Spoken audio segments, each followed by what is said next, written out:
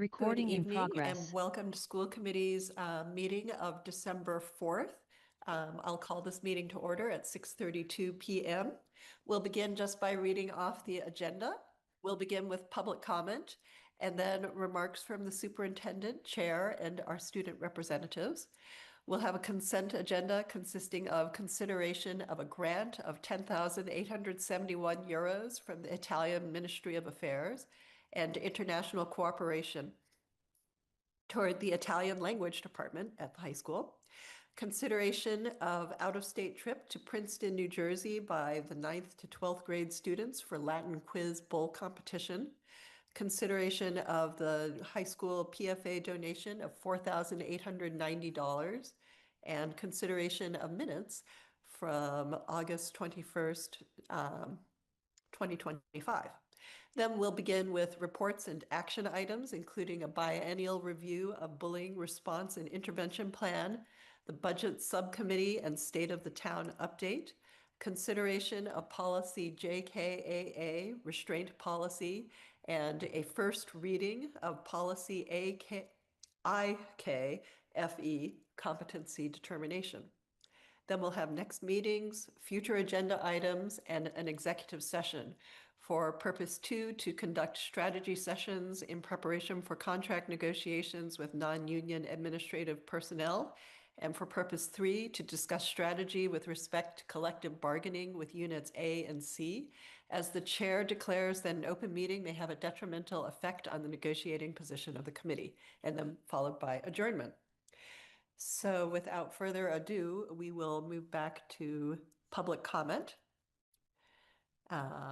And I would ask that, I see that we have one person here at least for public comment. Mr. Marin, do you have our preamble for public comment this time? So I don't have to remember it? No, I do not. I could find it this. You did a great job last time, Karen. Oh, Go but for now it. my head is stuffy. Give him just a minute.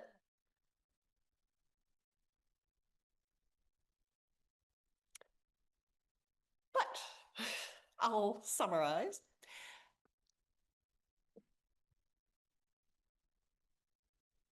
So our public comment is for a period of 20 minutes.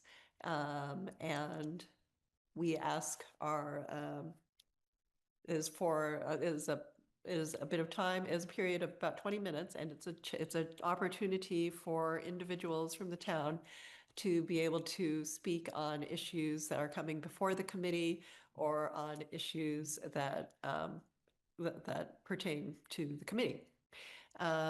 We ask that individuals give their name and their relation to the school. And it is not a discussion, debate, or dialogue between the citizens and the school committee, but it's a chance to offer to express your opinion on issues of school committee business. And if you have anything that is, if you would like, you may also submit your comments to the school committee for inclusion in our public record, and that would go to schoolcommittee@winchesterps.org. And Madam Chair, I know we have a 3-minute limit for each person. I'm happy to keep time if that's helpful. Yes, thank you so much. Although we just have one person at this point, so. Oh, we have two. Oh, we have two. So, Mr. Bayani, if we could elevate him.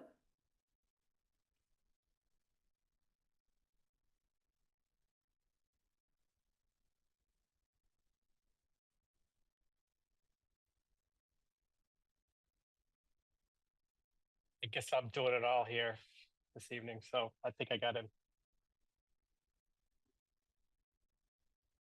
Can you Can't see you yet. We can. You can hear me, but not see me? Right. Not yet. Um, We can see your name. Would you like, that's weird. There's no camera option. Would you like me to just go ahead and provide my comment even though you can't see me? Please go ahead. Okay. We Thanks. recognize your voice. Thank you. Paris Bayani, I live at 307 Cross Street. I'm a member of the select board and the chair of the State of the Town Committee. So as all of you know, we've been engaged in a state of the town process to design a comprehensive financial plan for the town for the last 6 months. And you know that because many of you are members of that process. And as chair of that effort, I wanted to speak to you tonight to clarify some confusion that I've heard about our fiscal picture, some of which came up at the budget subcommittee yesterday. And that confusion seems to be about 2 points. First, that we can sustain our present or even growing levels of spend without an operating override. And second, that we can instead rely on drawing down our operating reserves as an alternative. Let me lay out some facts for the record. We have a $4 million structural deficit, which would grow to $5 to $8 million next year. Our operating reserves are about 23 million at about 18% and would be drawn down to as low as 10% given our growing expenses. The two largest growth drivers are the school's budget and municipal health insurance, 2/3 of which is for schools employees. With 2 years of large accelerating deficits, we would therefore almost certainly lose our AAA bond rating, just as we cross our fingers for good news with Morocco. And it would make it virtually impossible to ever rebuild our reserves, since our model already includes about 1.7 million or more of municipal departmental turnbacks each year. I would add the planning model for the state of the town was built by myself and a former select board chair who did all of the modeling in the last override. It was vetted by our comptroller and members of our finance committee, and it is publicly available for all residents to see. The clear takeaway from the model is that without a structurally balanced budget for FY27, all departments, schools included, would likely be facing significant cuts. To get to structural balance, we will need to do 2 things. Implement a revenue solution in the form of an operating override and achieve a reasonable level services spend from all departments.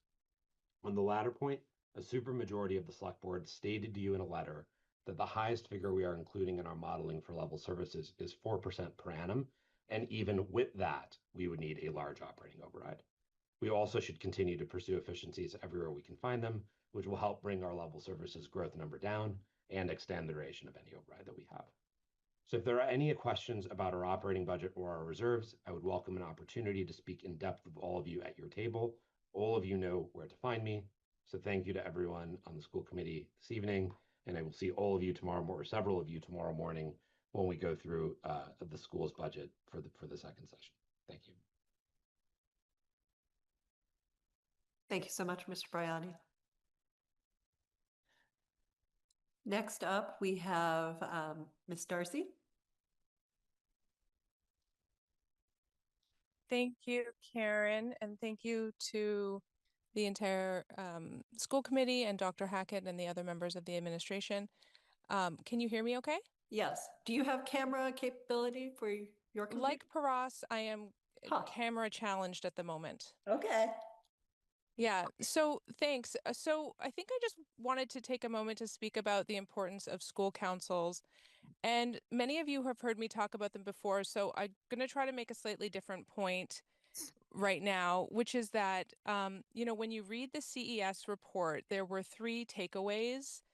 One was curricular adherence, the second had to do with MTSS, and the third had to do with this cultural issue of shame or I guess shame. That's the simplest way to characterize it. This idea that parents and teachers had issues with problems with the curriculum that they wanted to raise, and they didn't feel that they had a venue to raise those concerns.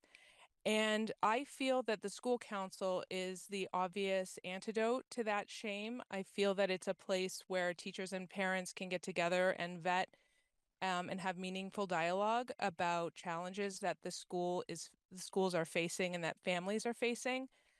And I was listening to the CES report a couple years ago, and I remember the CES chair sort of saying, this really has to come from the school community. The solutions to these problems have to come from us.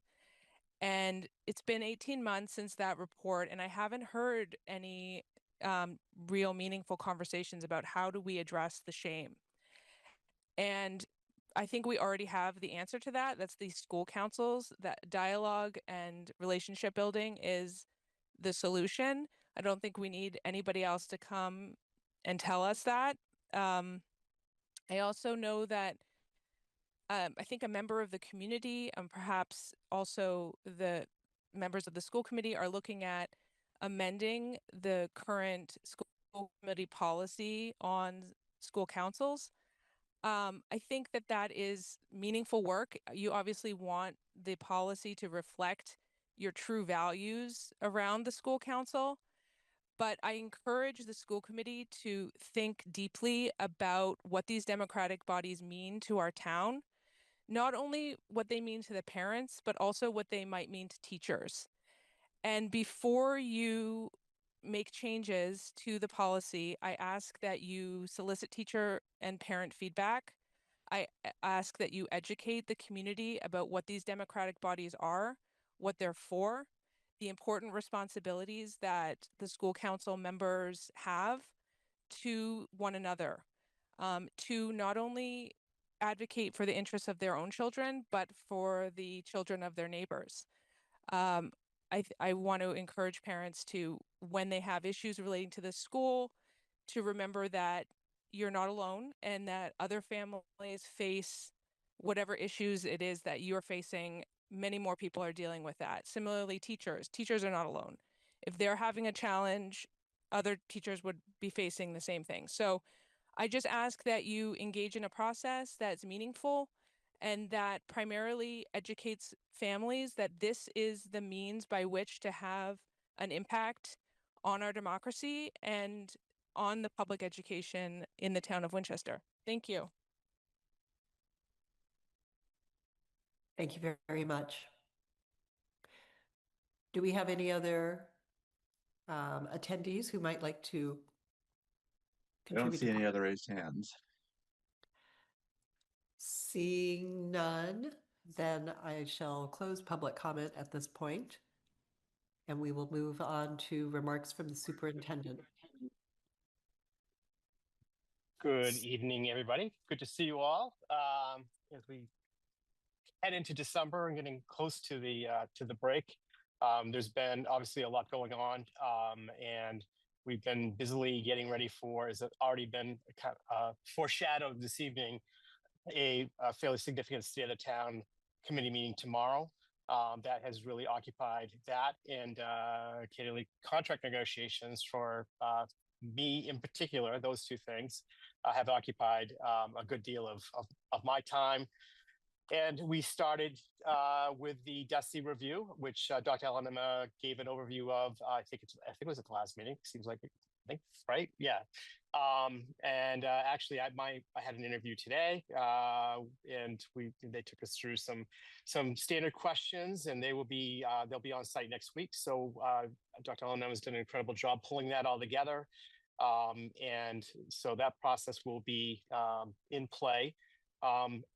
Those are really, other than that, with our really contract negotiations continuing and working on the budget, which is also obviously linked and connected very strongly to the state of the town work as well.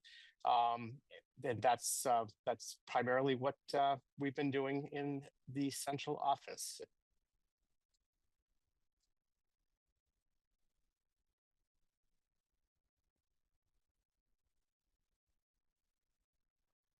Sorry, searching around for my mute button. And that would conclude my comments. That's what I realized. I was Okay, all right, looking yeah, for I my just button. So, and I was also, I'm going to cede my remarks, and I was just looking to see if our student representatives are here. But I do not see I don't them. see that. So, all right. Thank you very much, Dr. Hackett. Any other comments or questions from committee members for Dr. Hackett?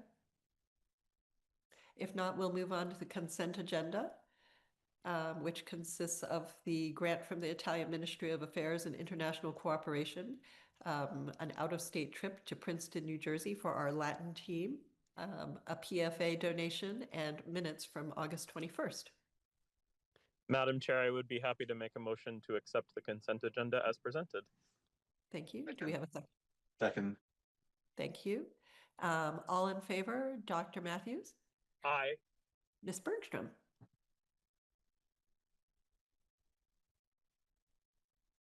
Ms. Bergstrom? Aye. Sorry. No worries. Mr. Hopcroft? Aye. Ms. Minyarji? Thank you. And the chair votes aye, and the vote is unanimous. Thank you very much for that. Good luck to our Latin team. And thank you to the PFA for your generosity and to Ms. Cella for your work with the Italian ministry. Let's see.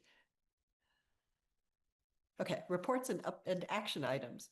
So we now have a second reading and consideration of the updated bullying response and intervention plan. And let me see. This was last updated in 2022. It's subject to a biannual update, which was begun in 2024.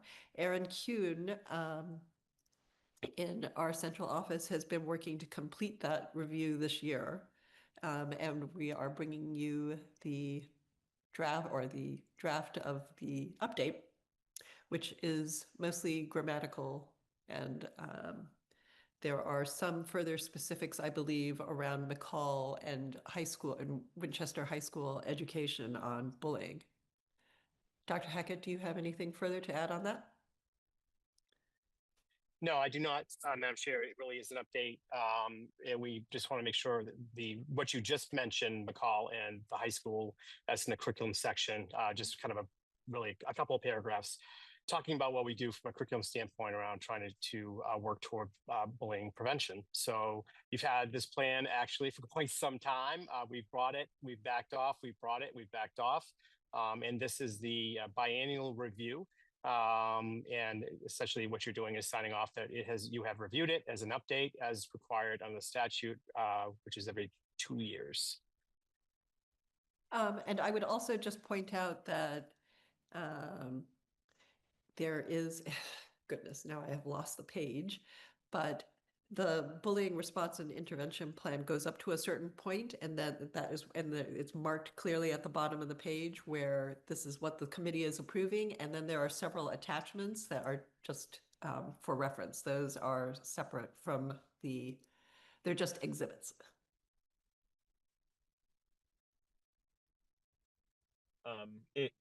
Madam Chair, are you ready to accept a motion on this? I am. I would move that we approve the bullying response and intervention plan as presented, given that it's our second reading, and time for the committee to take action. Thank you. Second. Thank you. All in favor? Dr. Matthews? Aye. Ms. Bergstrom? Aye. Mr. Hopcroft? Aye. Ms. Minyarji? Aye. And the chair votes aye, and the vote is unanimous. Thank you for that. And let's see, next we will move on to, I'm gonna have to go back to my notebook.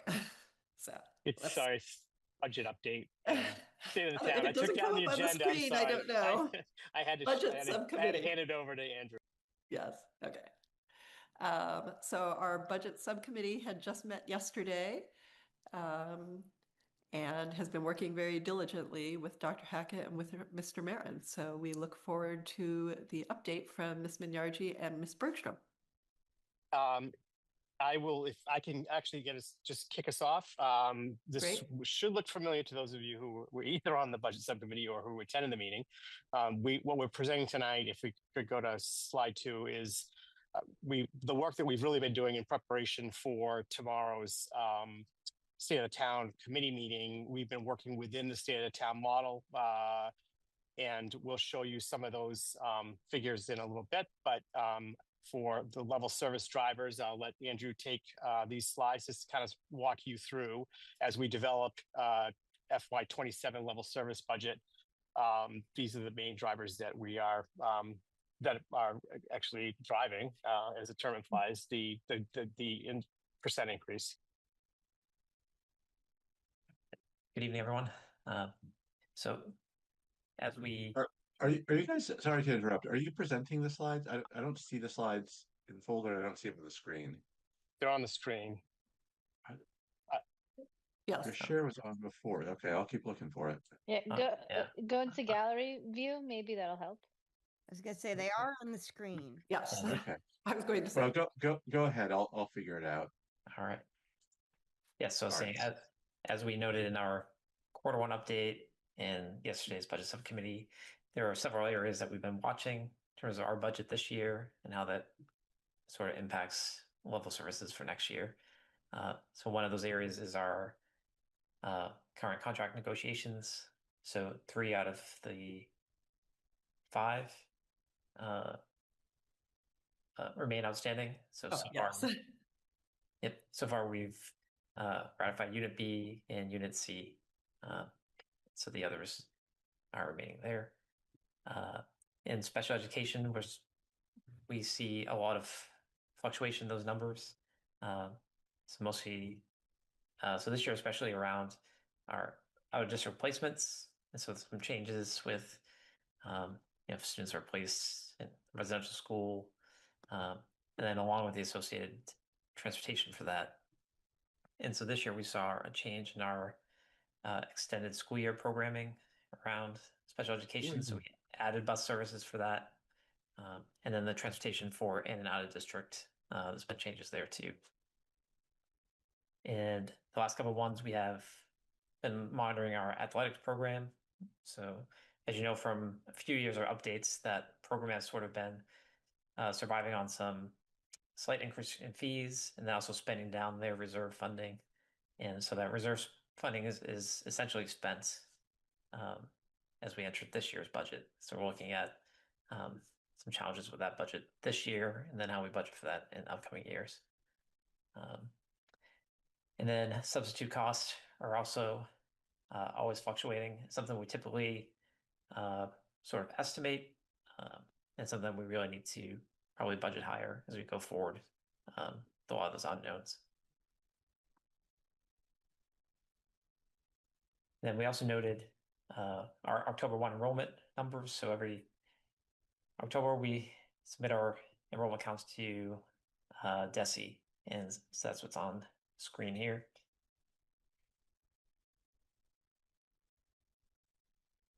And Dr. Hackett, you want to speak to this slide? If we could go back So- to enrollment, I think it's important to note that the Boston University did a study on Eastern Massachusetts higher income districts, so our peer group, and they're seeing similar trends. A slight dip in elementary. Sorry, take it away, Dr. Hackett. Oh, thank you. You can take the next slide if you like to. No, so we were looking, one of the main drivers was special education and the ESPs and resources that we have to hire to support individualized education plans.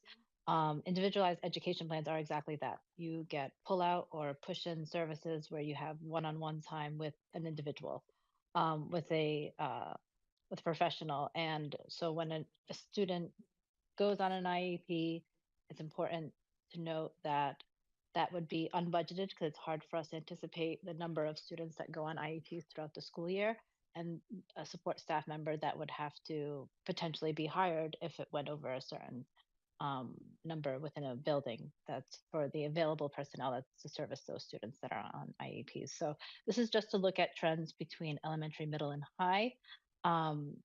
And so you can see coming out of COVID, more kids on IEPs. I don't think there's a big surprise there, but we can see it steadily going down slightly, but so has enrollment in those in K to 5. So it'd be interesting to see the comparison as a percentage of the total base.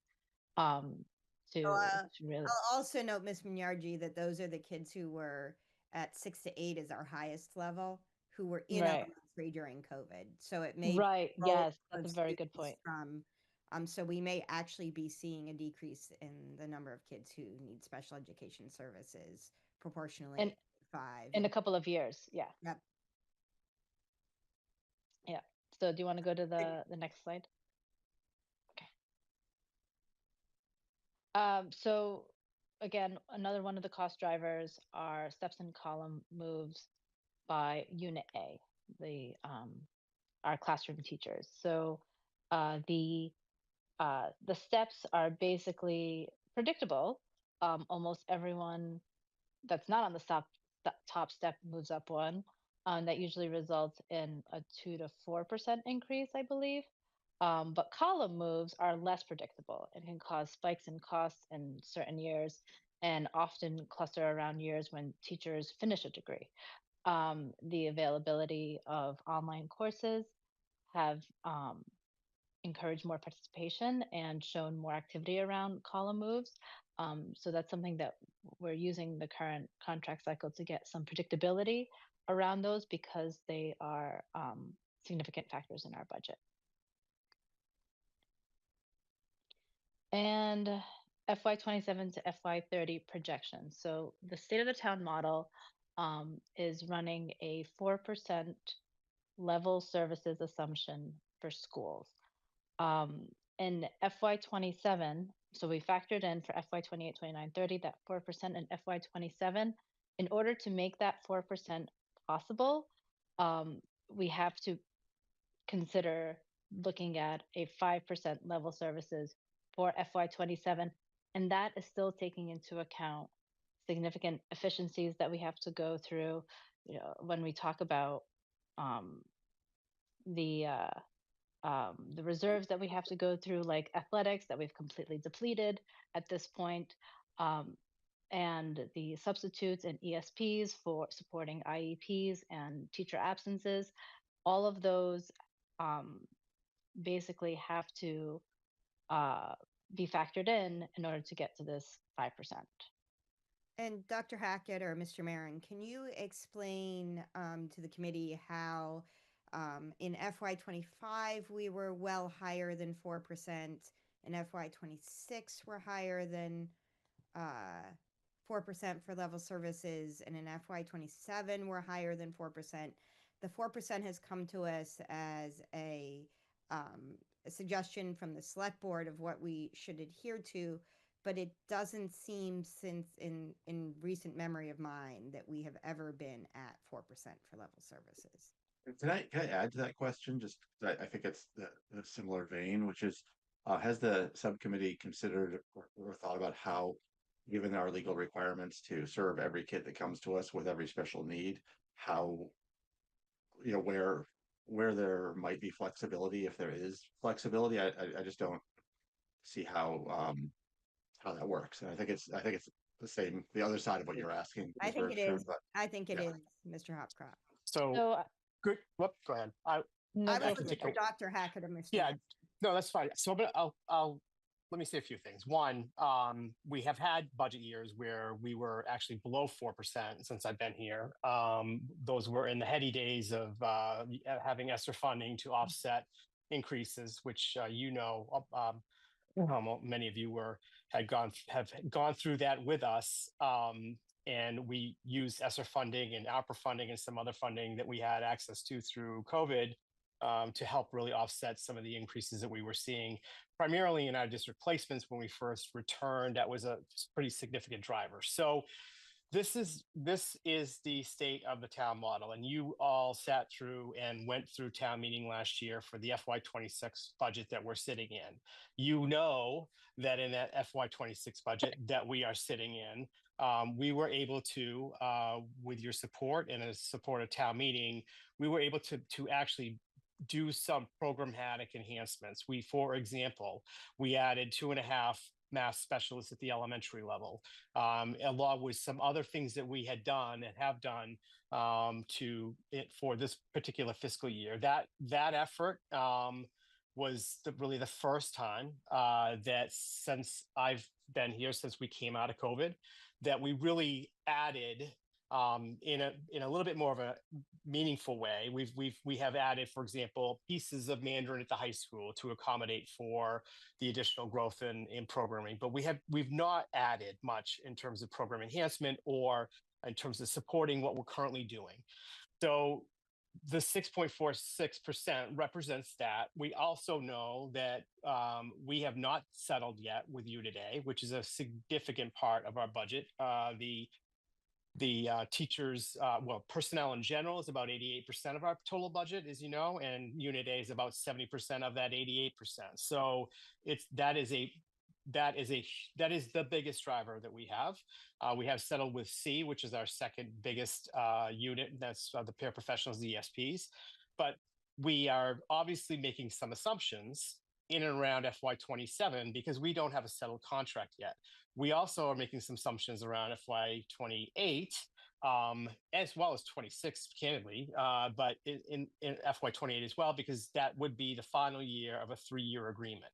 FY29 and 30 we would be negotiating, presumably, a successor agreement to the one that we hopefully will be successfully completing soon. So these are projections. I can tell you that based on what we're assuming, that the FY27 state of the town model of 5% is not enough to get us to a level services budget. So what you're going to see is, as we move into the state of the town discussion, as we prioritize what we believe we need to do for the school department for what we're calling an essential services budget, with additional funding that would come from an override, you'll see that we have worked in some funding also to support FY27 level services. The main issue with the FY27 level services budget is that we had several things happen, and Mr. Mayor spoke to him on a previous slide, that happened after the FY26 budget. The budget we're in was passed at town meeting. So we've incurred expenses that were unanticipated and unbudgeted for in the FY26 budget that obviously we don't have it in this budget, and we have to pick it up in FY27. I also want to be clear that it is December 4th, right? Since I've been here, we've never been at this point this early. There's a lot of fluctuation. We're making some assumptions. I think they're well-grounded assumptions. I think they have strong rationale behind them. But I also want to point out that we've not made any adjustments to this either. So the level services budget, as you know, is the budget that we say, if we just are going to support everything we're doing right now next year, this is the amount of money it would cost. We've not taken any retirements out of here. We've not looked at at this point, any elementary class sections or any secondary class sections. We've not looked at plus or minus. So we have not done anything around accommodating for some of the changes that we know will just naturally happen. We feel as good as we've ever felt about our out-of-district placements. But as you know, and we had it happen this year, we can have a move-in, we can have a change in placement. So there's a lot that's always fluid. And I think that, like you have done in previous years, you likely would be talking about the FY27 budget right through March and probably right up to the town meeting. This is the exercise of the State of the Town Committee. And we appreciate the fact that they've taken this on as an effort to try to support an override, which in our view, my view, we really need. We need a budget reset. And that's how I like to think about it. And because what's happening to us is we've depleted our reserves, right? We are now incurring expenses that we never really adjusted for from an inflation standpoint since we left COVID. If athletics is a good example, we've not increased that athletics budget by much more than 2 or 3%. Some years we held it completely flat. So we have a structural deficit from the standpoint of the programs that we're running, not new programs, the programs that we're running that we have been really kind of getting through the fiscal years with some funding that we now don't have anymore. And it was the right thing to do then. I think that we managed ourselves very well through this period of time. But what's happened is now we have programs that we've been supporting that don't have the funding in the operating budget, because we have found this last several years different ways to fund it. So from my perspective, the FY27 is a critical year to reset our base so that we are getting a budget that actually funds properly what we are currently doing, that we're not relying so heavily on reserves that are, in fact, in some cases, no longer there. So this is, again, the state of the town model. We're modeling it. We are modeling it 5% currently. This is what we're presenting tomorrow. And then you'll see as we look at the priorities where we've landed on some of the priorities, which also include some funding to get us to what we consider to be a better level services number for FY27, given everything I just said. Ms. Bergstrom. So I guess, Dr. Hackett, where my questions around the modeling are, and maybe this is what Mr. Hopcroft was thinking of as well, is that if we're resetting our base in FY27 with and pardon me, I've got this cold, so I think we all do. Either getting it, have it, or getting over it. Yeah. So I'm concerned about the 4% in FY 28, 29, and 30. Because if we are resetting our base and if we are talking about, as Mr. Bagnani was speaking of, a large override that would then meet some of the needs that we have, our FY 28 projection is only 3 million over FY 27. So I just want to make sure that when we're thinking about these projections, that we're going to be able to sustain what we're building. And I understand this is just level services, but if we are adding teachers and we are adding program in FY27, I'm concerned that $3 million with a new contract and with and then especially looking at FY 29 and 30, where a new contract will be negotiated after a large override, that we are not accounting for enough growth. Great question.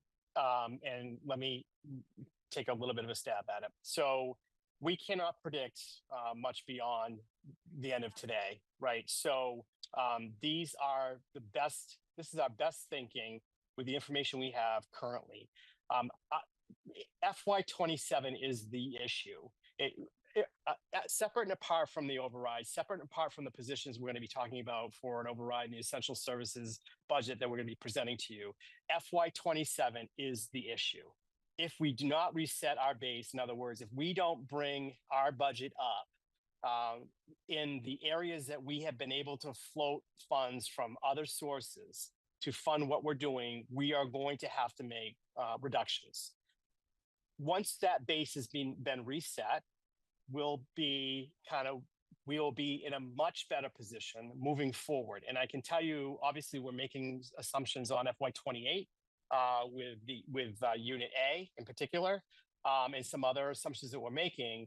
But if those assumptions track, we feel comfortable in the FY28 projection of 4%. To your point, once we go into FY29 and 30, we do not have contracts with any of our units at that point. And there's really no way to predict where those contracts are going to land. So it's, from my perspective, it's no different than what we have always had to deal with.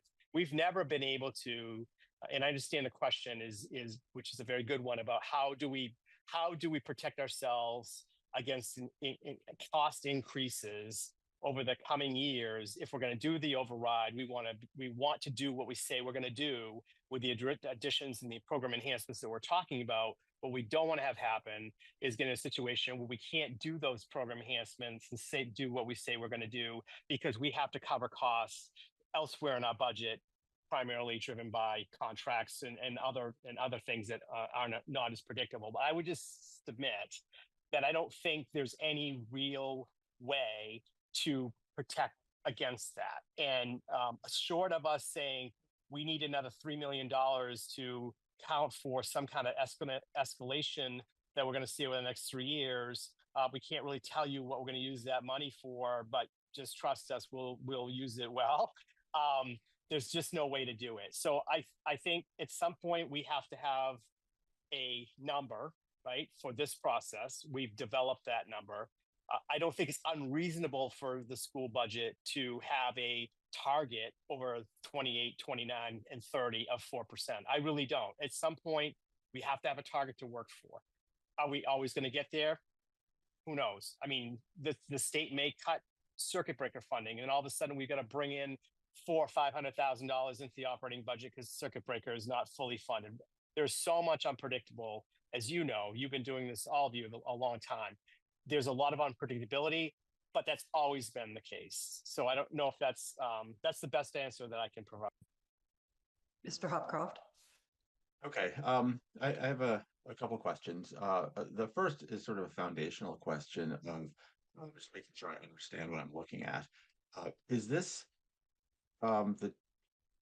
what the state of the town people would like us to achieve, or is this what we are presenting to the state of the town that we think is reasonable? This is the state of the town model, and these are the numbers that we have projected to. This is actually a combination of the two. Yeah, The 4% is the guidance that we've received from what's going into the model to help calculate the final model, the final number, right, to put on the ballot. But FY27, as Dr. Hackett explained, it's not 4%, it's 5%. Why is it 5%? And it's for all of the reasons he stated regarding using that as an opportunity to reset the base so we can hit that 4% going forward. Okay, because it strikes me that there's a piece of this that, as much as we'd like it to fit into a certain number, which would be wonderful, and I share that desire, it is not discretionary. Are things that depend on who shows up and what their needs are, and so I'm assuming that we're building in all of these models, all of the non-discretionary things first, and then there's the escalation that we talked about. We don't know how much things will grow year over year, and so we can make some assumptions on that. And then there's just so much ambiguity trying to do something 10 months, not to mention multiple years out. But what I think I'm hearing here is that, Dr. Hackett, you're comfortable with the 27 numbers based on our best belief on who's going to come in, that this is going to be sufficient. And then after that, maybe we're being more hopeful that we can hit the number that that state of the town wants us to hit, or what's your level of confidence in that, I guess? So I mean, and I'll just let me finish. One thing just to say is, it feels like we're sort of wishing a certain number, and then I don't want to sort of squeeze things that aren't squeezable to get to a number and set us up in a position where we're going to fail. Agreed. I don't think any of us want that. What I would say is, and I have been in other places where, and you have had times here where you have had to make reductions to your budget, right? Some of you lived through some of the economic downturns where things were not good and reductions had to be made. I lived through that here. I lived through it in prior in Maine. We are part of the economic cycle, and we never really know exactly what our revenue picture is going to look like. What we're doing right now is we're saying thank you to the state of the town. Thank you to the select board for going through this process. Thank you for recognizing that an override is needed. They're trying to get to a number, because at some point they've got to get to a number that they're going to bring to voters, right? If they're going to bring anything at all, and it can't be $100 billion. So what is that number going to be? It has to be something that I think people feel comfortable with, as comfortable as they can with a forecasting model that is based on what we currently know, and what we think is reasonable, and understanding that it can fall apart quickly. I mean, it can, but what it does do, and as we go to the next slide, I'm just going to stay on FY27 for a second and be very super clear. FY27 projection does not hit our level services number. It is not enough money for level services. We have carried additional money in the request as part of the override for FY27 to get us to level services, which is that part of that adjustment to the base, right? So the 5% doesn't get us there. We've carried it into the override. If we go into the override, and if it does not pass, you're going to be having the same conversations between now and town meeting that you always have. right? I mean, what is the number going to be that you're going to bring to town meeting? And that could involve cuts. It could involve hard decisions. It could involve, hopefully, thankfully the override passes, and now we have an opportunity to really enhance our programs based on the priorities that we've identified. I feel only as comfortable as, I'm not Nostradamus and I'm not Warren Buffett. So I feel as comfortable with I feel comfortable that we are working within a model that I do not think is unreasonable. I don't think it's unreasonable for us to have a target once we reset the base. It has not been reasonable to work within a target, which I think some have tried to force us to do when we are already under budgeted in the operating budget to cover our year-over-year expenses. And that has been true for several years. So I don't know if that answers your question, Mr. Hopcroft. I can't do much better than that, but let me go ahead and mute. Can I just add on to what Dr. Hackett said? This is, Yeah, I know it says state of the town model. I know it says state of the town model, but this is level services, because the state of the town model includes this number plus all of the essentials that we're going to show in the following slides. Right. I guess that's the part that concerns me, Ms. Minyarji. I don't think it. Well enough. It does include, it's level services. I understand. Plus, yes. Well, that's what's going in the model, right? But So it's not, the model is not just looking at level services. It's looking at multiple scenarios. And one of them is level services plus everything that we're going to talk about in the following slides. Correct. But even without that, that may not be enough to account for it once we enter a new contract negotiation. It may not be, Ms. Bergstrom, but I mean, what is the alternative, right? Because we still have to, the select board has to get to a number that they're going to bring to voters. And this is based on a model, and it was said earlier tonight, it's based on relatively kind of the same modeling that was done for the previous override, which also was not meant to last as long as it did.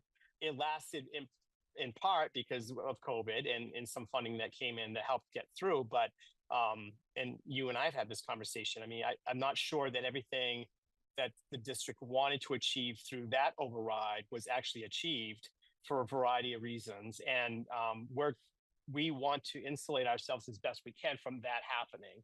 So we're still a long ways away from we're not asking you to vote anything this evening.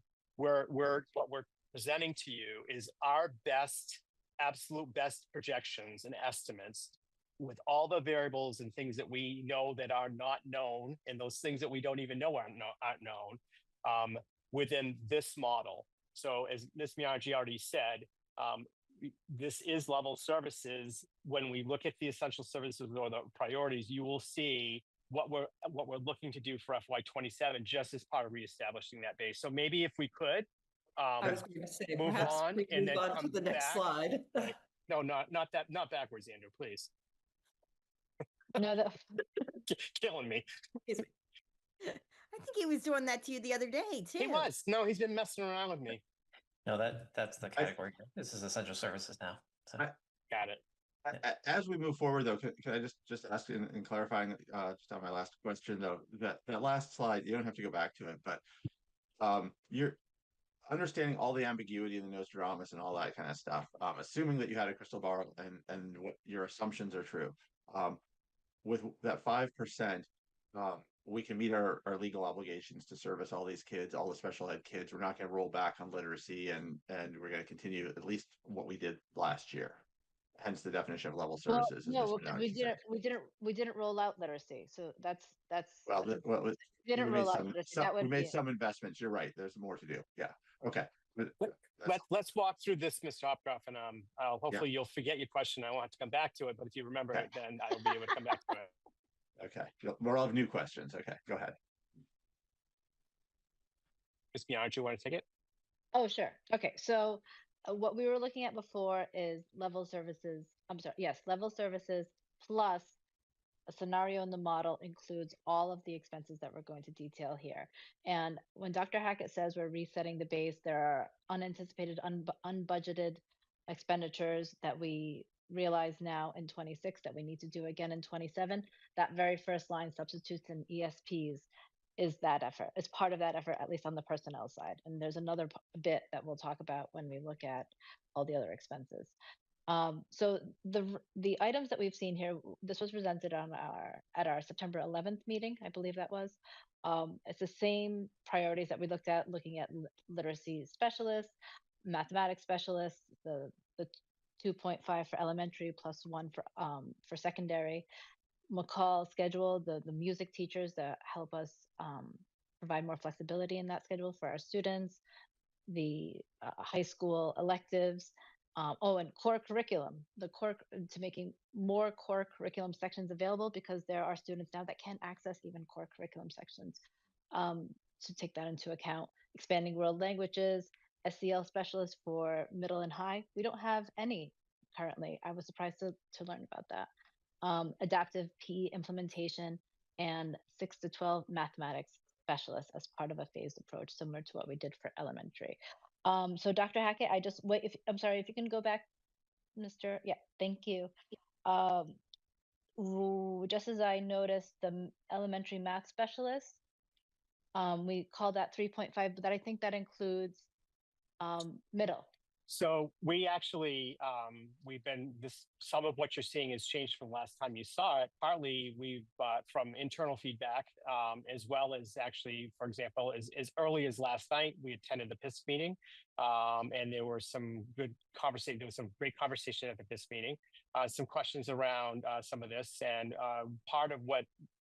one of the things that we walked away with was that we want to have certainly one full-time math specialist in each of our elementary schools, but we also want to provide the opportunity and the flexibility to have one that we would basically start off as being what we're calling, for lack of a better term, district. And I think someone said it really well last night at PISC, that the 0.5s this year in the buildings have really, the goal of that was for those people in those positions to start to understand what are the needs, what does this position really look like, well, how do we provide the support? So as we move forward, we are looking to carry the extra district position so that we can help support wherever that need might be. There may be, and this has been hard because we have not been well resourced, as we've talked about, in some areas around supporting kids. And we could be overshooting a little bit with some of this, but we don't know, right? So this is our best prioritization at this point, based on the feedback that we've heard from months of feedback, both from you and from staff internally, and also from parents. Okay, and sorry, anyone else?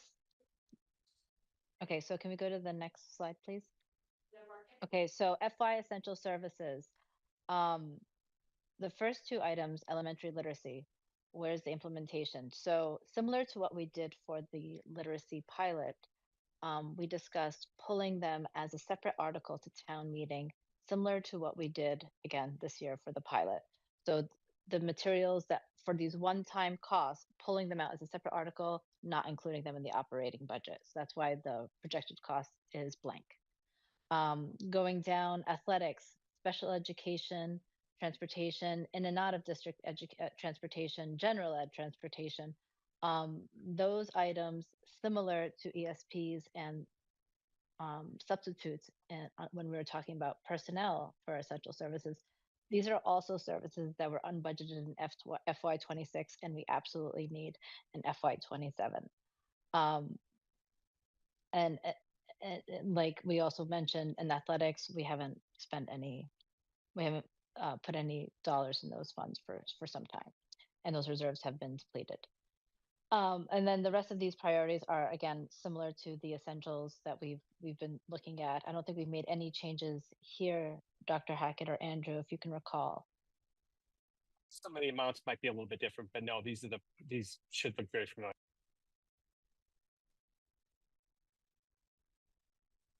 Oh, and I'm sorry, we did change the district transportation for field trips after some feedback from PISC.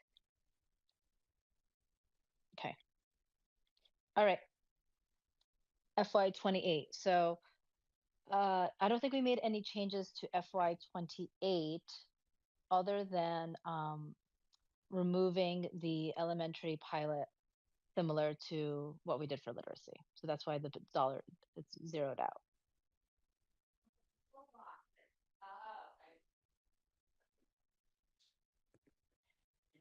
Any question? No.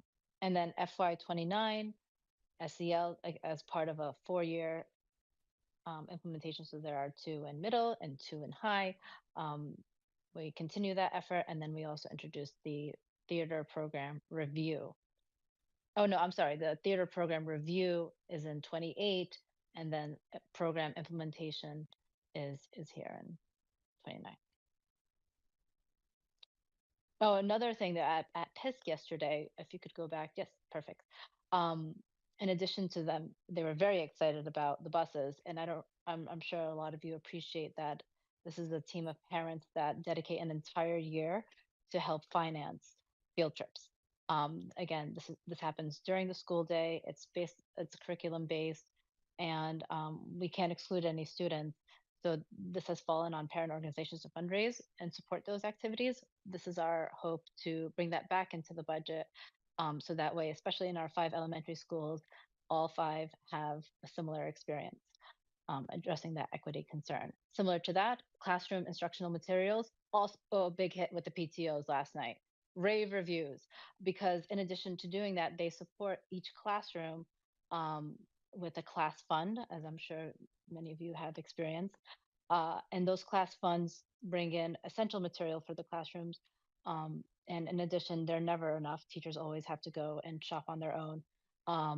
But similar to field trips, we hope that even within a building, there can be variability between how much support a classroom gets for raising funds for these materials. So this was really resonated with the parent community as a way to help not only with the time and resources that go into it, but again, equity across the 5.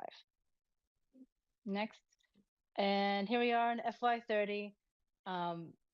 As we go further and further out, I know Tom and Michelle, this is like we have these same conversations in capital planning where what happens if a truck breaks, right? There are always all of these. We have a capital plan, but for sure a truck is going to break along the way. Similarly, we experience that because we have over 4,000 students and so many moving variables and teachers that are moving columns and lanes. So I agree that the further we go out, it's difficult to predict. Yeah, my concern, I have that concern too, but my first concern was, were we meeting the basic legal obligations before we Yes. got to the escalations and the things that we thought were pretty essential. Is this deck? So Can we put this deck in the folder or somewhere? I like to be able to look through it back and forth while we're doing this stuff, and it's kind of hard because I can't remember because I wasn't at the subcommittee. yeah, What was on the last page? Well, we've made a lot of adjustments to Topcroft up into the point of this meeting, so we can get what you're looking at right now is not that old. So I can see there's a lot of work in here, and I appreciate the work that you guys have done, and it does help me get a bigger sense of. I think what you're asking is the 5% and then 4%, 4%, 4%, and then this 4.5 million. correct. Is that total from the override spread out over those 5 years? So it's the total of FY 27, 28, 29, 30 for essential services. That's right. So if I looked at the bottom of each of the slides that showed 27, 28, 29, those numbers added up to the 4.5 million. I'm imagining. Yeah, okay. That's where it's hard without being able to flip back and forth to. No, yeah, that's true. That's a good point. And is that represented on this slide? These are just so you would have to add everything for personnel, essential services across 27 to 30, and other expenses, essential services, 27 to 30, and that gets you to the 4.5. So if this were Excel and you highlighted those 2 rows, you'd get got it. 4.5. So the first line that's the state of the town model, which is that's level services. Our best guess at what level services might be. And then the next line are these additional things that we voted on before of And what we also our yes, of best those. guess even for those. That's right. That's right. Yes, even our Yeah. best guess just for those. Okay, that makes sense. All right.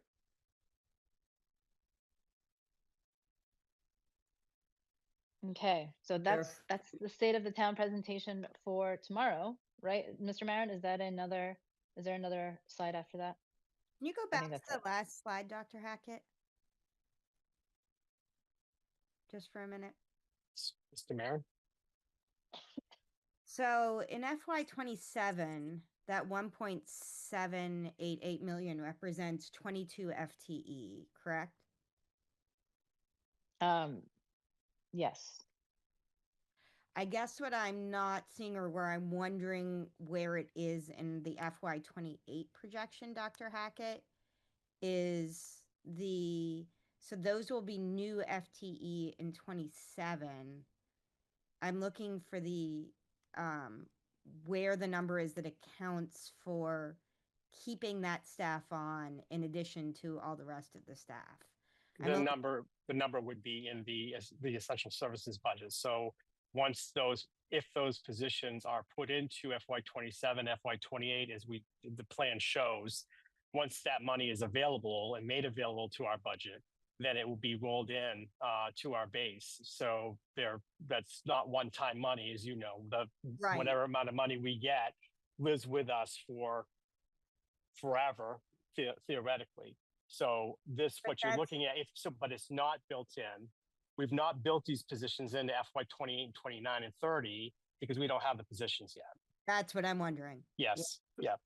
So those numbers don't account for that. Those numbers only account for rolling forward what we currently have in FY27. Okay. Thank you. Off of the FY27 number, just to be clear, that Right. you're looking at that 5%. Can you keep that up for just a second? I'm sorry. Because I think Ms. Bergstrom's, if I'm understanding what you're saying, if you're showing this slide, you're going to be underreporting.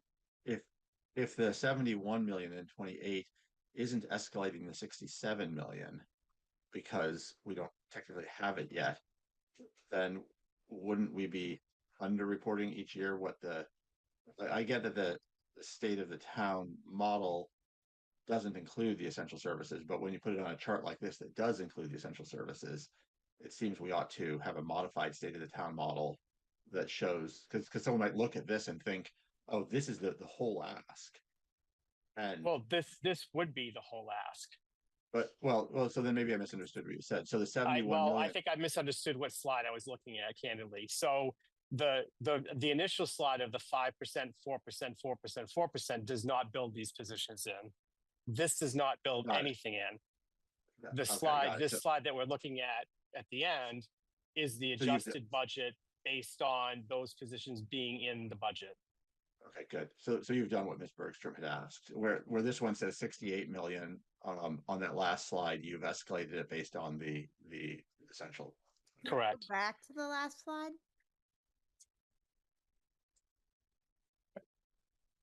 What we didn't do is put the percentage of these budgets down here, but clearly those are more than 4% because we are increasing the budget as a result of the override. Right. On the first slide, FY29 was 71 million, but right. This back to back. Right. That's what I guess what I'm asking. This slide doesn't represent our budget at all. This slide is the state of the town model, simply applying the 5% to FY27, which is 5% more than FY26, right? That's all that math is. Right. No, I get that, but we shouldn't be modeling an override based on this slide. We are not modeling the override based on this slide. We're modeling the override based on the following slides that shows what will go into the essential services budget if the override were to be successful. So is this the slide that if the override's not successful? This is level services. So if the override is unsuccessful, we still have to go to town meeting. They still have to vote on our budget. We can put whatever we want in front of them. It could be level services. It could be austerity. It could be a growth scenario, regardless. That's still on us. The how town meeting supports that, I think, is heavily dependent on the success of an override. Yeah, I guess I'm just not as clear on what the this utility of the is. side is. Well, and what the utility this of it is. Because we So voted a can- bunch of things that aren't in right. there. Can I because actually? because we need a number, Tom. Like the state of the Yeah. town committee is working off a model. They have to model something. Well, right, but that's So- our last slide. If we're Not- modeling an override, it should be based on the last slide. But it's the starting point of the override. So when they're modeling actually we're at 5%, they're modeling 4%, right? That 4% is essentially what they're saying is we're going to assume an inflationary rate of 4% year over year on the budget. With that inflationary increase, how much money is that going to cost over the course of an override, right? There's that dollar figure that it does nothing other than rolls us forward based on that assumption. Then how much money we want this override to be, what's going to be reasonable, and then that's when we build in the priorities. So they're essentially saying we're making an assumption on year-over-year growth, and then on top of that year-over-year growth, because that's a number, then what is it that we're going to add as part of the override? Right, but our total ask is more than 4.5 million. Our ads are 4.5 million. Our total ask would be greater than that. Right, and So, that's built into the model. And where is that number though? Well, it's built they're building into the model. That is the 4% year over year. But go back. These to are the last slide. assumptions that the assumptions that we're feeding them basically are, they have that 4%. Then they're going to look at budget priorities and they're going to say 4% plus all of these dollar figures that schools gave me. Right? That's one of the I get scenarios. that. But could we go back to the last slide for a minute? I appreciate you trying to keep that slide off, Andrew. I really do. You're working hard. Sorry, I was just doing something else here. One second. Oh, that slide's broken. Doesn't work anymore. Yeah. Technology issue. Expired. Yeah, Expired. so sorry. So in this budget, what is the percentage year over year in the last line? From FY27 to FY30. 27 to 30. Yeah. Well, 770,000 would be a percent, right? I mean, it's So 10 million. it's 4 million. This is a $10 million ask through FY30 for the schools alone. Correct? Yes. Okay. Yep. So it's like year over year. So you're at 27. This is 9.73. 28 is 5.05. 29 is 4.27. 30 is 4.16. Not to point out the obvious, but I would just remind the committee that absent this effort, we would be getting nothing more. And we'd be facing probably a 6% level services budget that may not be passable at town meeting. So I think there are a lot of assumptions that have to be built in to this modeling. Clearly, some are going to be off. And so I think I understand the questions. I think they're great questions, but I also just understand the effort, which I think is a huge effort. And I don't want to, I think we have a responsibility. We've been given the opportunity to participate in this because you as a committee can't do this on your own. So I'm not going to question the modeling that's being done by the select board because I don't know. I mean, I understand it, but they spent a lot of time trying to figure out what this model is if their model is wrong, then their model is wrong. But I think their model is as tight as it can be given the circumstances. So, and I also just want to remind you, don't have to remind you, but you also know that this is everything you just saw is going to change, right? I mean, these are our priorities at this point in time. Something could happen 4 weeks from now that we come back to you and say, we've got to shift on some of the priorities that we shared with you for X, Y, and Z. Let us present that to you and talk about that with you. I mean, at some point, and I'm not even sure when that is, when we are getting toward the ballot vote on an override, the list has to be pretty solid, right? I mean, there can't be much fluctuation. But there are items in here right now that I think we may rethink along the way. There's some items in here that, for example, that came up last night at PISC that we made a good faith effort to include because we think it's the right thing to do. But we don't really have enough data at this point to understand exactly what the need is. So that's the work we're going to continue to do. I think we've done a great job with that up to this point, but it is December 4th. And as you know, you were talking budget. You've never talked budget this early, first of all. Secondly, you were talking budget all the way up to town meeting last year. So there's a lot of work that's going to need to be done. And I think in the end, part of the conversation you're going to need to have as a committee is, okay, well, what happens if the override doesn't go through? And then what are we thinking about what we would do? What do we go to town meeting with? What's the right number? That conversation has to happen regardless. And I should say, if in any way, I seem unappreciative of either the state of the town folks or the members of the budget subcommittee or whatever, I'm absolutely not. No, I'm you grateful. don't. I didn't mean to imply that. Well, I was going to say that too as well, Tom. Yeah, but we should also be able to analyze it. Well, I'm just saying that's fine. I understand. I didn't mean to suggest that you were suggesting anything otherwise. But there's I also appreciate that there's a period of overrides that happen more frequently or less frequently over time, and so that drives a lot of this as well. And as Ms. Bergstrom, I think, was just alluding to there, I think it's our job to push and prod and poke and make sure, because the worst thing to do would be to put something forward that state of the town says, hey, this is a real stretch, and they get their arms around it and give us what we ask for, and then find that it's not actually, we didn't calculate something that when I saw that, I was thinking about it, should have asked that and didn't. And yeah, guys, I forgot, we didn't compound this into it or something. So take all of our pushing and prodding with love, and know that it's just to get to be the best partner we can be with the town in representing the needs of the schools. I do, and I understand that. I didn't mean to apply anything other than that. I think part of what the point I'm really trying to make is that you are not making a decision on the next 4 or 5 fiscal years tonight. So right. I don't want you to have the impression that every single question you might have has to be answered tonight because the future of the school department depends on this tonight. So you have your normal budget cycle that you will continue to have.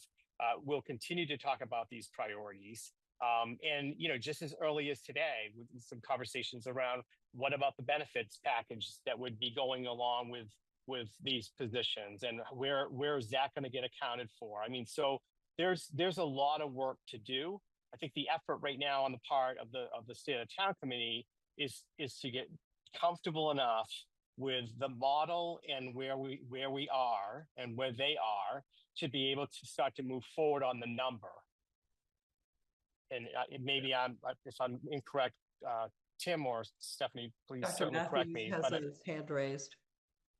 Thanks. And is waiting patiently. Thanks, Madam Chair. I just want to say 3 things. So first of all, just to try and explain for those that have not been at the weeks of State of the Town meetings, so that I've seen the model, I've reviewed it, it's publicly available. Each of the iterations of it have been put out there for all the members of the State of the Town.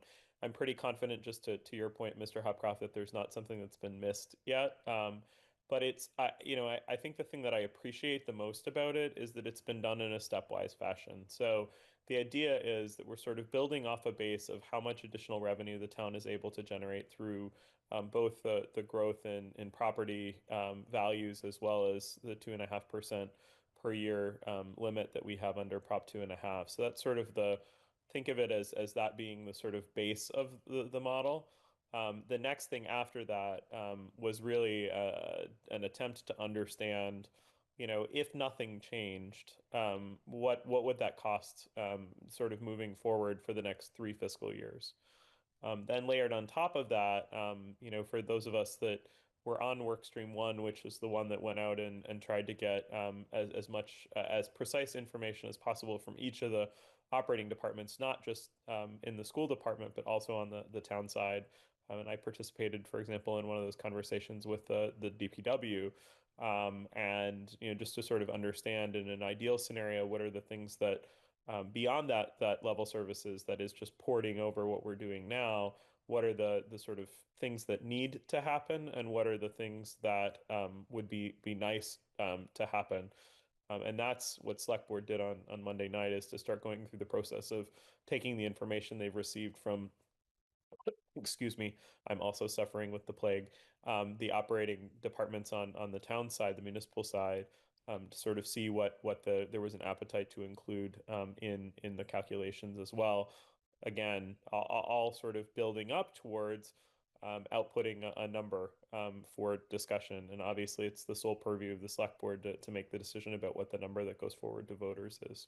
So that's the first thing I'll say. The second thing I'll say is, I think there are obviously we are doing our best, and I want to give a lot of kudos to Dr. Hackett and Mr. Marin in particular, and to Ms. Minyarji, who's been really working on more of the numbers side, whereas I've been kind of working with Ms. Bolognese on the sort of programmatic side and sort of understanding the higher level programmatic implications of things. I think there's been a lot of work that's done to try and reduce as much uncertainty as possible in this kind of a modeling exercise.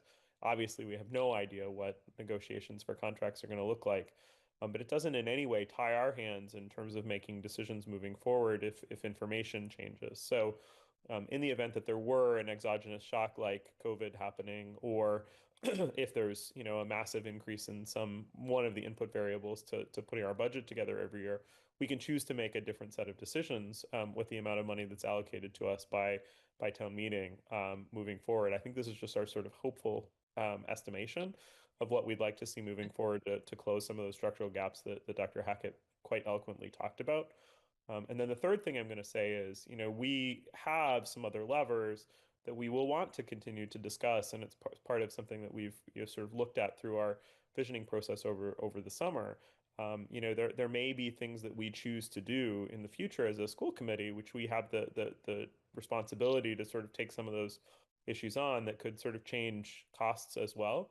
And so, obviously within the purview of what we've been able to do during this exercise, we're going to get to the best numbers we have, but it may be that some of the assumptions change because of a changing decision that we make as a committee moving forward. So, if there is a material change in the amount of money that's available, we certainly have the opportunity, I think, through a few levers to make some different decisions as a committee moving forward to try and keep closer to the overall number that we've gotten to. Because really, the whole point of a Prop 2.5 override, Prop 2.5 didn't say that you couldn't collect more than that amount of revenue. It just meant that you had to go and ask the voters for above that level of revenue. And so I think what the process has yielded so far is our best guess about what sort of would happen over a 3, maybe 4 year period, sort of keeping with what Winchester has done before. But obviously we know there are going to be some changes, and there are some factors that are within our control as a committee as well that we could potentially change and moving forward also. So thank you to all of you for sort of your participation in the conversation, but especially to those who've been doing the work, because I know it's really super hard. Happy to talk to anybody about this, but it's I think the modeling that's been done is really solid. Ms. Bergstrom. And I just want to echo Mr. Hopcroft's reply. Having done this work for the last override, I know what a commitment and and how much time it takes, and collaboration among town departments and school departments, and especially the ability to create multiple budgets, which we don't generally ask our school department to have to do in 1 year. And given that we're talking about structural deficits, that's one right there that we have. So we just don't have a deep bench to be able to dedicate someone to just being an override budget planner. So thank you, Mr. Marin, in particular for all the work that you continue to do on that as well. And also having been part of the last override, what I just want to say, my cautionary tale is that this is the exact conversation we had with the last override, that we needed to cover structural deficits, that we were trying to reset our level services budget. And were it not for ESSER funding and COVID, the last override would not have lasted as long as it has. So I think that please also, Ms. Minyarji and Mr. And Dr. Matthews, who have been a little bit closer to this, you'll have to be patient with us and understand our questions and our interest in making sure that we do maintain the funding that we are looking for, and that there is a way that we will be able to sort of put our arms around anything that we move forward with. And we're promising teachers and community as part of this override. When we look out at FY 29 and 30 and being able to maintain the over 30 FTE that we're talking about adding, the programming we're talking about adding, there is going to have to be some conversation moving forward with State of the Town Committee about how, if we raise these funds, if we are good enough partners with our community to have an override passed, that we as a town are able to continue to commit those funds, because as it happened before, the funds did not all go as to the point that they were intended, or we would not still be in the position that we are today. So I just want to make really sure and really clear that we are able to maintain what we build, because the worst outcome I could think would be to reset our base budget and to build new programming only to have to begin to dismantle that programming, raise class sizes, have other outcomes down the line that are unintended outcomes of doing those things. And Mr. Matthews, I would have happily attended any State of the Town meeting, but 9 o'clock on a Friday morning is not the most, speaking of accessible time for everyone in the community to attend those meetings. So I appreciate those people that could do that, but just not able to make that time. Thank you, Mr. Hopcroft. Yeah, and I'll be quick, and hopefully you can't hear the dog barking behind me. First, I really appreciate Ms. Bergstrom's historical perspective and the lessons learned. So we make sure to carry those forward. And I also, Dr. Matthews, really appreciated your remarks, and I wanted to again reiterate that I have great confidence in the team, and I'm really thankful for all the work that's being done. But as much confidence as I have, I still have the responsibility to understand it and ask questions, probe. So, I'm not. That's not a critique or anything, but just to help understand where I'm coming from when I'm asking these questions. I hope that every question I ask has an answer, and I'm sure you guys have actually run all these things down. I have no doubt, but I still just bear with me while I make sure I bring myself, because much like Ms. Bergstrom, I have conflict oftentimes during these meetings, but I will try to be at some of the others. So thank you.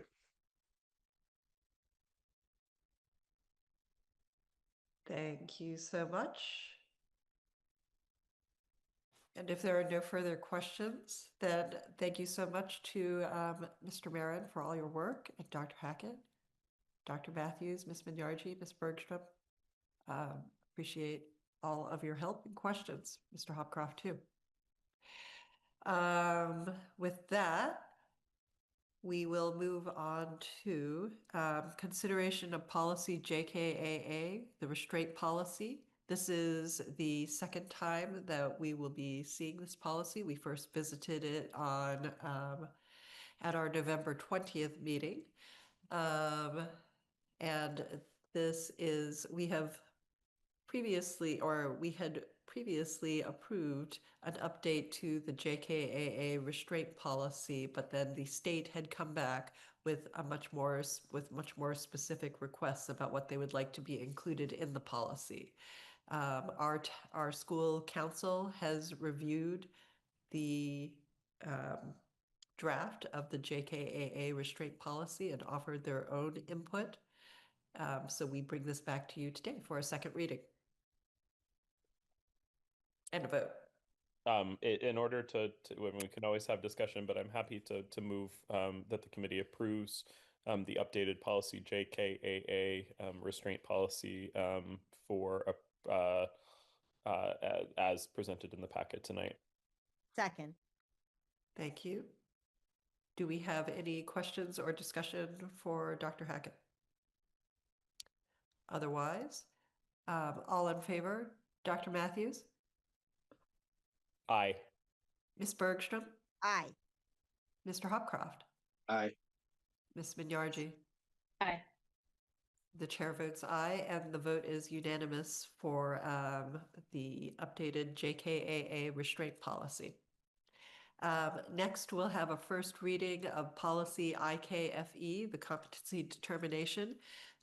This came to the policy subcommittee today, actually, for a first reading, and the policy subcommittee had recommended that it be moved forward to school committee, but it was already on our agenda. And the competency with respect to the competency determination, Dr. Ellen Emma will be walking us through this. And just as some background, with the passage of question 2, say in the state, that MCAS will no longer be a requirement for graduation. All districts in the state have been required to submit their competency determination to the Department of Elementary and Secondary Education. And this has to be submitted by December 31st this year. So we are bringing this first look to you. Thank you. So I'll give kind of the high level, and then I'll talk a little bit of details here, and then happy to answer any questions that anyone has. So we were here last year talking about this topic as well. When the, as Ms. Bolognese said, like when the vote passed for question 2, then what the state realized is we needed to put something else in place. There are 2 things that determine students' graduation. It's meeting the local requirements and then meeting the state requirements. And the state requirements previously were the high stakes MCAS test at the high school level. And when that vote was passed, there was still statutes around meeting the competency determination, which is set at the state level. So last year, kind of in that scramble, their bar was pretty low around expectations for what districts did in kind of that short timeline. And so we came to you with a 1-year expectation of what we needed to shift to. Now we are in the position that we need, as they're going through their process to determine what the competency determination is. So I just want to be clear, theoretically after this year, it is out of our hands at local levels to determine these, and these will be determined at the state level. And they currently, you may have seen in the news this week, they've released some preliminary findings of the work that they're doing and what they're looking to do for the future, which includes end of course exams that would be administered by the state in the same way that MCAS has been administered. And their interpretation of the vote on question 2 was that the population of Massachusetts did not want this to be a high stakes test that got in the way of students graduating, but not that the voters were necessarily opposed to having the testing itself. So they are looking for putting into place potentially for next year, although they do not have a set timeline yet, that there will be kind of what I'm calling, these are not their words, like mini MCAS that are taken at the end of courses that are courses that they've decided that the test will be taken at the end of, and it will be administered much like it is now through a third party, Pearson or some other assessment vendor that they will contract with. And that will be one part of the algorithm that determines if students have met the state competency determination. And then they are also talking about other parts of the algorithm like capstones or portfolios. So all of that is yet to come, but just to let you know what's on the horizon, we were tasked with coming up with a competency determination that would be in effect for 1 year for next year, while they continue to work through their process. And they are anticipating they will be announcing the expectations this coming June of 26. But they have not yet determined what their timeline will be for implementation. So all of that is to come. And what you have in front of you is what we are proposing at the local level be our competency determination for going into next year. What our expectations were around that this year was to step up from what we had done last year, but certainly not an expectation that we're putting in place like the test that they're talking about at the end of course determination. So what we are recommending, and this was a good discussion we had today in policy subcommittee, all of our local graduation requirements that are in our student handbook and our program of studies, all of those would still remain as part of our graduation requirements. And in addition to that, students would need to meet, instead of MCAS, this competency determination, which is boils down to basically, if you look on kind of the right side of the screen, those bullets there, we have the courses that they would need to pass to meet this. And then in addition to that, and this is what is new this year, is the practice is not new, but it's new as part of the competency determination. We do performance-based assessments in all of our high school courses. There are 2 common performance-based assessments. All students in 9th grade English take these 2 common assessments.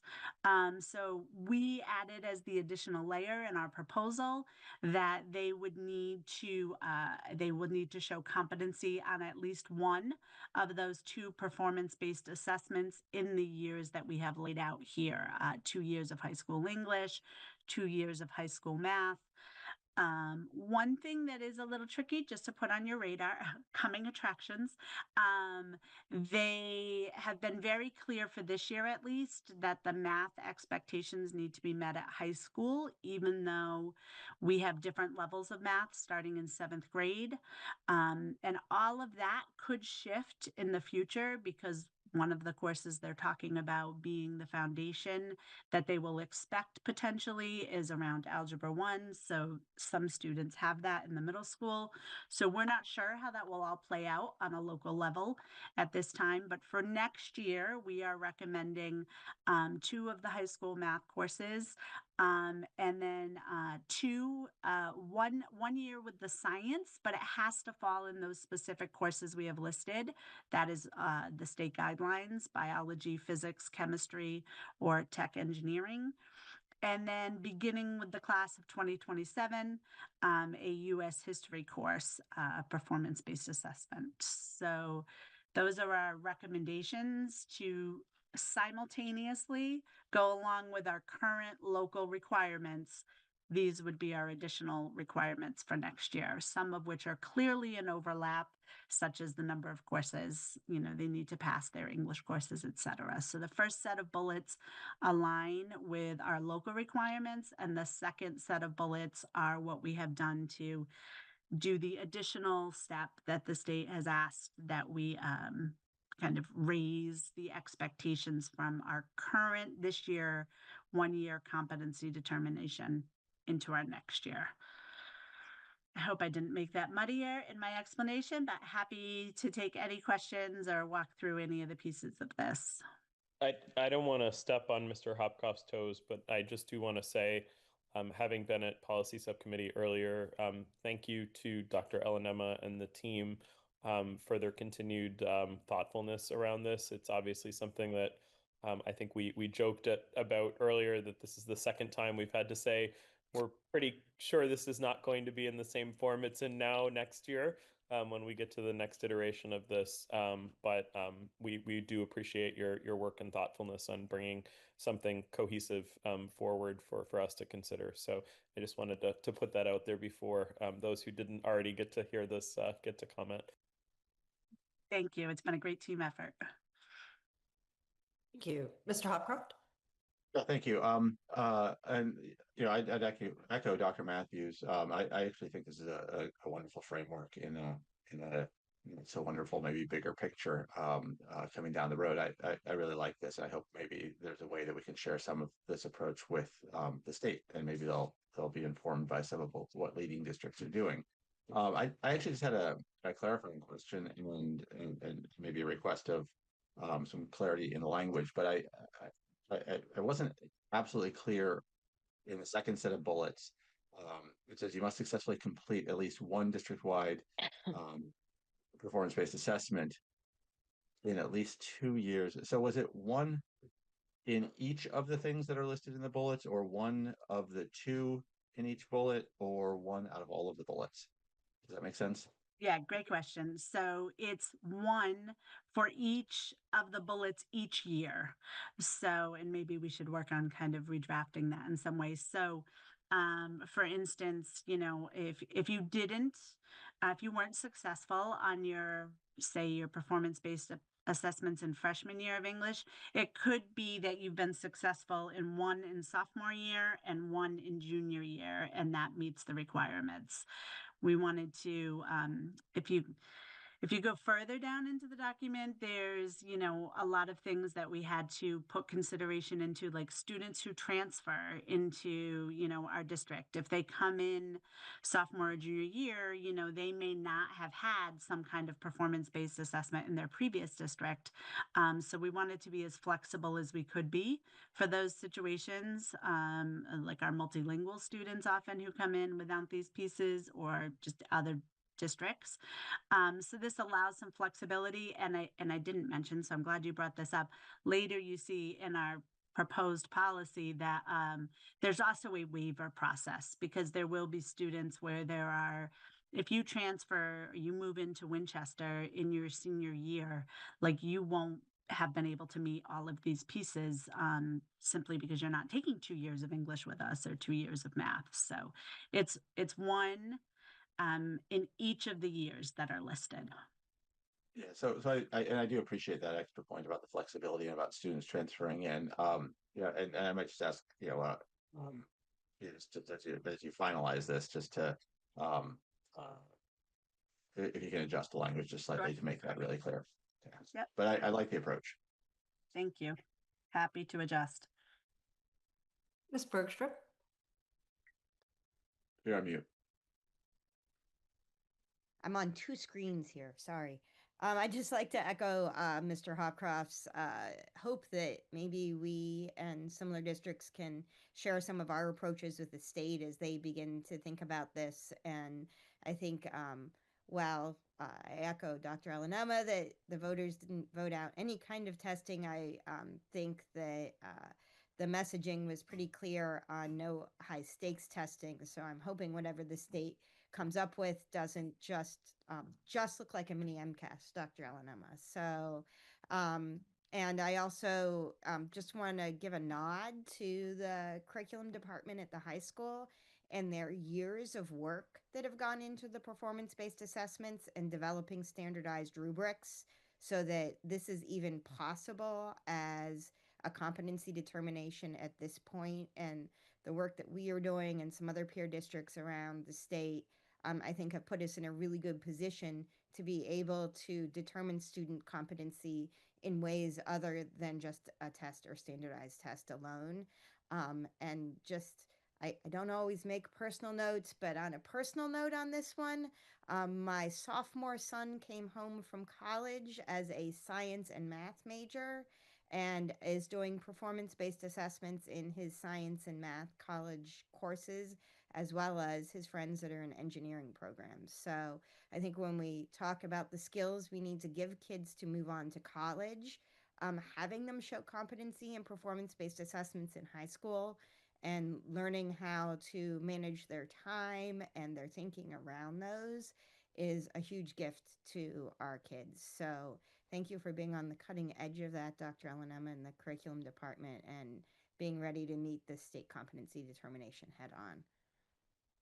Thank you. Yeah, I mean, huge shout out behind the scenes, like how much work our teachers do around calibrating each year where they are with their use of the rubric. Do we need to adjust the rubric? Where are the students? What's the student feedback to us telling us? I mean, every year, one of the things that was great, it's hard to say that out loud, but one of the things that was great about putting all the audit work together was really seeing all these examples of how our curriculum is not, a lot of districts, they're on a 5-year or a 10-year review cycle. It's every single summer and during the wind blocks at the high school and during the common planning times at the elementary and middle school. People are looking at these things in the moment when we're getting students results and being able to say, did we frame this well? Did we, like, how can we change our approach or our instruction or how?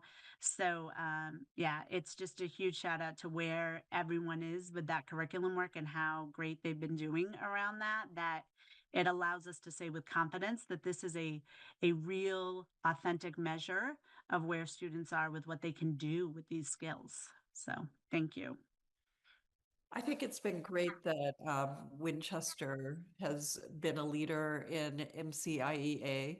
I think Ms. Bergstrom was alluding to that, and the work that the district has done with developing the PBAs over several years. And I think it's helped us to be able to be ready for this moment in figuring out our competency determination. So thank you so much for all the work and the leadership. Thank you. Thank you. You're here. So I know we're not taking a motion on this tonight, but I know we we'll revisit this. But again, thanks for all the work. Thank you. And if anyone has anything else that, you look through it again and something's not clear, we're happy to revise. So just shoot me an email or we can talk on the phone of something that could be clearer if we aren't. Thank you. Great, thank you. And we will bring this back on our next meeting, which will be December 18th. The perfect segue, Madam Chair. Yes, that's right. Nice way to check off another agenda item. I know, I was working on that. Future agenda items. I know that we have a lot of minutes that we will be catching up.